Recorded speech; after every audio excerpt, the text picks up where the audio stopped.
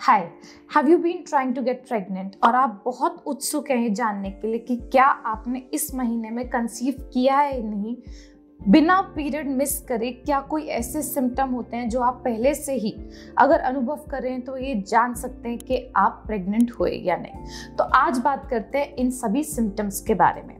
इसके लिए समझना ज़रूरी है कि आपका conception middle of the cycle में होता है, आपके फर्टाइल विंडो में होता है। हमारी एक और वीडियो है जो इसको बहुत डिटेल में डिस्क्राइब करती है, ओव्यूलेशन को और फर्टिलाइजेशन को। तो ये अगर आपकी साइकिल 28 दिन की है तो 14वें दिन के अराउंड हो जाता है। 14वें दिन पे फर्टिलाइजेशन अगर हो रहा है तो ये अटैचमेंट का प्रोसेस, इम्प्लांटेशन का प्रोसेस यानी एम्ब्रियो का बन के बढ़त हासिल करके गर्भाशय की अंदर वाली परत पे चिपकने का, अटैच होने का प्रोसेस जो है वो करीब 5 दिन बाद होता है।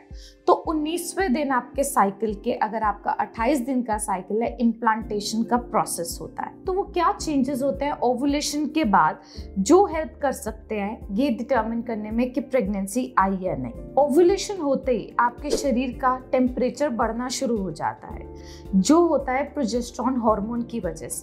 साथ ही उन्हें लगती है वाटर रिटेंशन। सो ब्रेस्ट में, पैरों में हैवीपन महसूस होना, ब्रेस्ट में टेंडरनेस होना, दर्द होना, निपल्स का सोर होना, ये सब चीज़ें देखी जाती हैं before missing out on periods.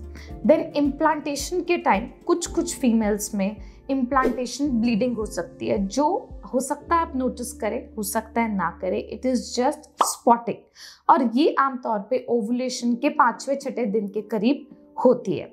Then frequent urination, urine बार बार जाने का अर्ज होना, हो सकता है रात रात को उठ के भी आपको बहुत बार यूरिन जाना पड़े।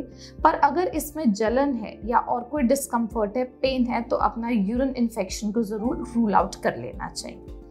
इसके अलावा लेथार्जिकनेस होना, मूड स्विंग्स होना, ये भी कॉमन सिम्टम्स हो सकते हैं।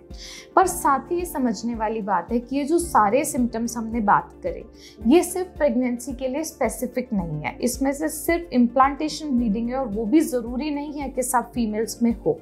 ये सारे सिम्टम्स होते हैं बॉडी में प्रोजेस्टेरोन हार्मोन की वजह से।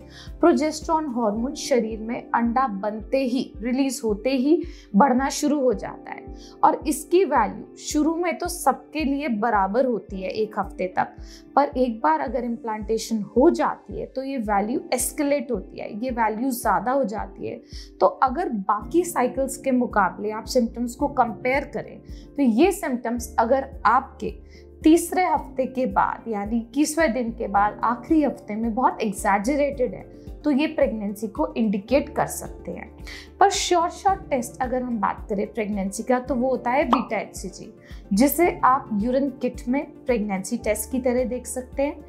ब्लड में आपको जान के हैरानी होगी कि बीटा एचसीजी करीब इम्प्लांटेशन के 5-6 दिन बाद ही बढ़ना शुरू हो जाता है।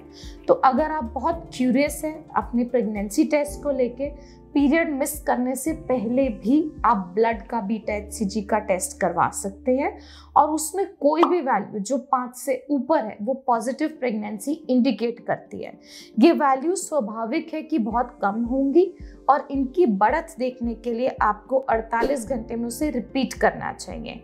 अगर आपको अपनी बीटा एचसीजी की वैल्यू समझ नहीं आ रही है तो एक और हमारी वीडियो है जो बीटा एचसीजी की वैल्यूज़ पे हमने बनाई है, उसको समझने के लिए और आगे क्या कैसे करना है उसको ज़रूर देखें। और अगर आपको हमारा ऐसा कंटेंट अच्छा लग रहा है तो हमारे चैनल को ज़रूर सब्सक्राइब करें, वीडियोस को लाइक करें और शेयर करें ताकि हम आपको प्रेग्नेंट होने में हेल्प कर सके, आपकी प्रेगनेंसी जर्नी में आपके सारे डाउट्स और मिथ्स को क्लैरिफाई कर सके। Thank you.